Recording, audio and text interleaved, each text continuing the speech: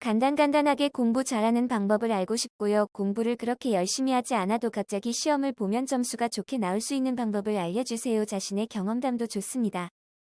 내공 10점 드립니다. 안녕하세요. 지식들지기입니다. 먼저 답변 드리기 전 이미지 저작권상 화면과 음성이 고르지 않은 점 양해 바랍니다. 영상을 끝까지 시청해 주시고 좋아요 한 번씩 눌러주세요. 영상을 만드는 사람에게 큰 힘이 됩니다. 답변 드리겠습니다.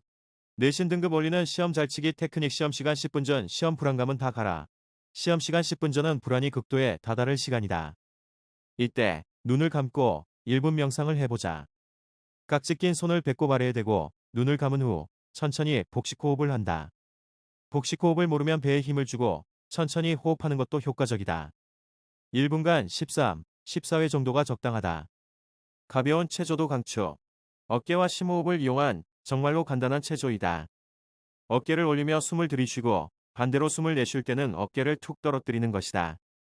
이것을 3회 정도 반복한 후에 양손의 약지를 교대로 풀어주면 심장의 두근거림이 서서히 멈추면서 냉정함을 되찾을 수 있다. 시험지를 받는 즉시 1시험지를 메모지로 활용하라. 시험을 치를 때의 두려움 중 하나가 바로 조금 전까지 애써 외웠던 내용을 잊어버리지 않을까 하는 것이다. 그리고 실제로 많은 학생들이 너무도 어처구니 없게 잊어버리고 만다. 정말 이보다 더 우울한 일이 있을까? 물론 좋은 방법이 있다. 바로 시험지를 받는 즉시 암기하고 있는 수학 공식이나 영어 단어, 사회 용어 등을 시험지 구석에 메모하는 것. 그러면 결코 갑자기 잃어버린 공식을 찾아 헤맬 필요가 없을 것이다. 시험지를 받는 즉시 이 승부는 최초 3분에 좌우된다.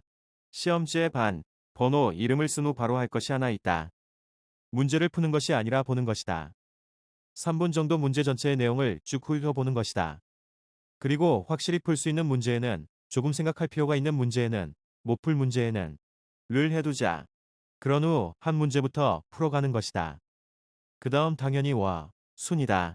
이 방법을 사용하면 어려운 문제에 매달리다가 시간이 부족해서 아는 문제까지 못 푸는 슬픈 일은 미연에 방지할 수 있게 된다. 첫 시간 시험이 끝난 직후 다음 시험만 생각해야 한다. 첫 시간의 시험이 실패로 끝났을 때 그 여파로 다음 시험까지 망치는 경우는 자주 경험하고 본다. 그러나 이것은 정말로 어리석은 짓이다. 이미 지나간 일 때문에 고민한다고 달라질 것은 하나도 없다. 이럴 땐 차가운 물로 세수를 하자. 물에 의한 자극으로 머리도 상쾌해지고 기분도 새로워져서 다음 시험에 대한 의욕이 솟을 것이다. 잊을 것은 빨리 잊는 것만큼 현명한 사람은 없다. 하나 더, 괜히 친구들과 답 맞춰보다가 기분만 상하지 말고 다음 시험이나 준비하자. 첫날 시험이 끝나면 잠만큼 정신에 좋은 보약은 없다. 시험 기간에 좋은 것 중 하나가 바로 일찍 끝난다는 것. 그러나 괜한 기분 내다가 돌이킬 수 없는 후회에 늪에 빠지게 되니 반드시 긴장의 끈을 놓지 말도록 집으로 바로 돌아와서 잠을 자는 것이 최상책이다. 진한 낮잠으로 머리의 피로를 말끔히 씻고 오후에 일어나 다음날 시험 준비에 박차를 가한다. 충분한 휴식은 머리 맑게 하는 청량제 역할을 한다. 어쩔 수 없이 공부가 잘 되는 방법. 공부의 지혜. 주위 환경을 잘 이용하면 보인다. 집중력을 위해서 구석진 자리로 가라. 대부분의 사람들은 정신 집중을 위해 가장 많이 선호하는 장소가 바로 외계로부터 차단된 숨은 곳, 눈에 잘 띄지 않는 구석진 곳이다. 특히 사람이 많은 독서실에서 인기 있는 장소이다.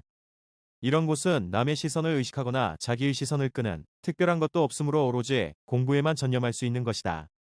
화장실이나 다락방 등에서의 공부가 나름대로 효과 있는 이유가 바로 이것이다. 책상 위에 불필요한 것은 올려놓지 마라. 책상 위에 올려져 있는 잡다한 물건들의 시각적인 소음으로 학습 집중력이 크게 떨어뜨린다. 게다가 쓸데없는 물건 때문에 정작 필요한 물건을 놓지 못하거나 잃어버리게 되기도 한다. 기분상으로도 깔끔하게 정리된 책상에서 공부하는 것이 좋다. 차분하고 진지한 마음이 학습 능률을 높여주기 때문이다.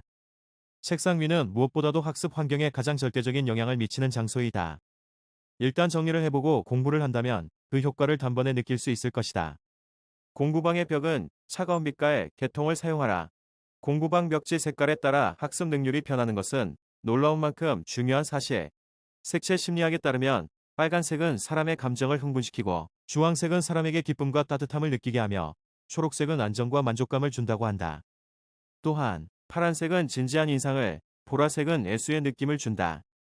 이처럼 따뜻한 계통의 빛깔은 사람의 감정을 자극하고 발산시키는 반면에 차가운 계통의 빛깔은 감정을 가라앉힌다. 결과적으로 안정된 기분으로 공부에 열중하는 데는 차가운 계통의 빛깔이 가장 알맞다고 하겠다. 더불어 높은 명도와 낮은 채도의 차가운 계통 빛깔은 더욱 효과적이라고 한다. 때때로 책상의 위치를 바꾸어 보아라. 실증은 공부의 능률을 떨어뜨리는 무서운 적이다. 이것을 효과적으로 막기 위해서는 환경의 변화가 중요하다. 특히 책상의 위치를 바꾸면 아주 효과적인 자극이 된다. 또한 사정이 허락한다면 책상의 종류도 바꿔주는 것도 좋다. 의자에 앉는 책상과 바닥에 앉는 책상, 이 두 종류를 번갈아 가면서 사용해보자. 비록 커다란 변화가 아닐지라도 기분이 새로워져 공부에 대한 의욕이 솟아날 것이다. 눈이 자주 피곤하면 조명을 의심해 보아라. 벽지의 색깔만큼 조명의 밝기도 공부에 영향을 준다. 일반적으로 어두운 조명은 피로감을 더하고 너무 밝은 조명도 기분을 안정되지 못하게 한다. 작업 능률을 연구하는 산업심리학에서는 독서와 공부에는 40에서 300룩스가 알맞은 밝기라고 한다. 또한 광원에서 오는 빛을 직접 사용하는 직접 조명보다는 천장이나 벽에 반사된 빛을 이용하는 간접 조명이 피로를 덜 준다고 한다. 조금만 공부를 해도 쉬이 눈이 피로한 사람은 그 원인이 조명에 있을 수 있으니 한 번쯤 조명을 밝기와 위치를 확인해 보라고 전문가들은 권하고 있다. 지금까지 지식들지기였습니다. 다음 영상은 더욱 호기심 많은 질문들로 업데이트될 예정입니다. 구독하시면 일상생활에서 가끔 궁금한 질문들이 함께할 것입니다. 지식과 상식 얻어가세요. 감사합니다.